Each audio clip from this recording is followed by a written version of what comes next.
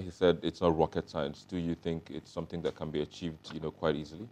I wonder why we haven't done it, because diaspora remittances is one of the biggest contribution to our economic growth every year. And if these people are contributing to building your economy, to growing the economy, Yeah. why aren't they allowed the choice to choose their leader? So I think it's unfair that diasporans haven't been allowed to vote up until this time, and it's something Nigeria has to think about. Leadership, the INEC chairman, the INEC leadership, and our political leadership should really begin to think about it, because, I mean, it's disenfranchising people who contribute to economic growth annually, and that's unfair.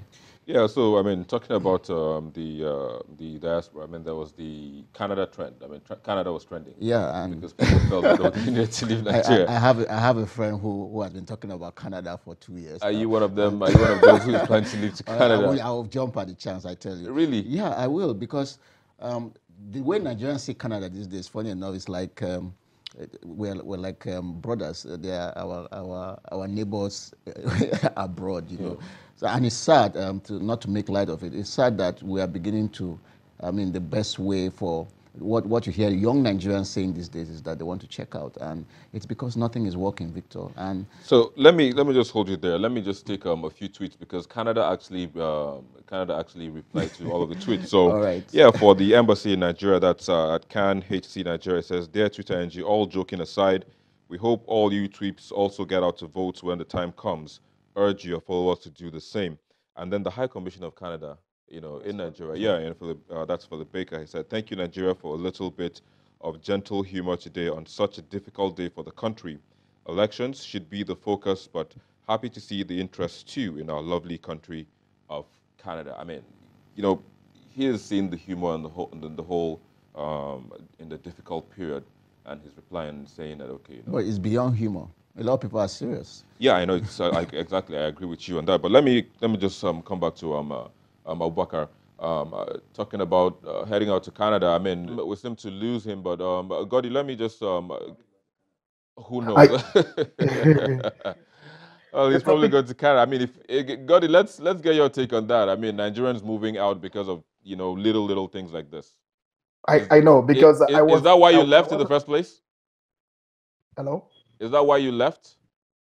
No, I have left Nigeria many years ago for the different reason. Uh, I think that I get the request, especially even I was in Nigeria and in December, and I came back and I met a lot of people who actually has been writing me privately that's wanted to go out of Nigeria, and what do I think about Canada? I said, well, I know about Canada because if I also is a country, it's a lovely country and stuff like that, but you have to go through the process because Canada is a country that's open now. They need to fill up about I don't know, almost 1 million jobs, so it's a question of what people wants to do when they get to Canada. So the frenzy or the wave of people wanting to rush to Canada really has to be it should be a concern to a lot of people because uh, things are really not working in Nigeria in the way they should work. So people are taking up the opportunity to find themselves wherever. But I've lived where I am living for how many years now? For many years. I think that sometimes if you really find what you can do or what can keep you going, there is no place that is better because people in Canada, there are people who in Canada whose lives are not better than people who are in Nigeria. This I always say to people. I always give the advice.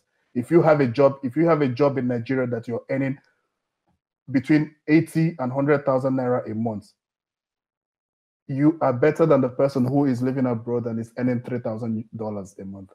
Really? Trust me with this.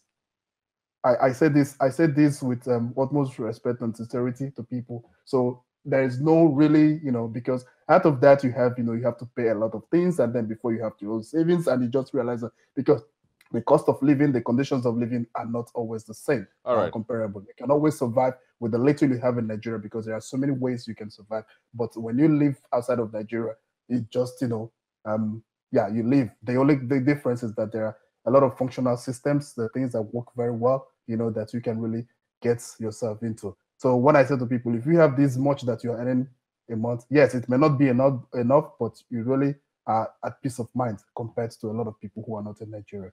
This is usually my candidate. All right, I'll come back to you. But let's just take a few tweets about from Nigerians. I mean, there was a lot of hullabaloo around this. So at Yinka Anubi says, at least in 2015, we had a week's notice. People didn't make travel plans. I have friends who flew in from India and drove hours to their states only to wake up to news of postponement. I have friends who took days off from work, home and abroad, now facing the reality of not voting. Quickly, I mean, like you said, in 2015 there was 1 week's notice, and then this time around we had just 3 hours, and people lost time. In fact, someone said he knows someone who lost his life. So a lot of losses. What impact will this be? Yeah, a lot of losses, a lot of lives lost, a lot of money lost, because yesterday businesses didn't even open. And if you walked out, if you drove around Lagos yesterday, a lot of shops did not open because they had already made plans not to open. People had left their locations. People had traveled several kilometers to go and vote. I know of someone who brought relatives over, I mean, who had rescheduled his wedding for next weekend and had brought relatives all the way from Norway. And that means that wedding has to be rescheduled as well. Just hold that for a bit. We'll take a quick break, and we'll be back to continue the discussion. Of course, there was the issue of core members who were not well treated by INEC, who were employed by INEC as ad hoc staff. We'll take a look at that in a moment. Please stay with us.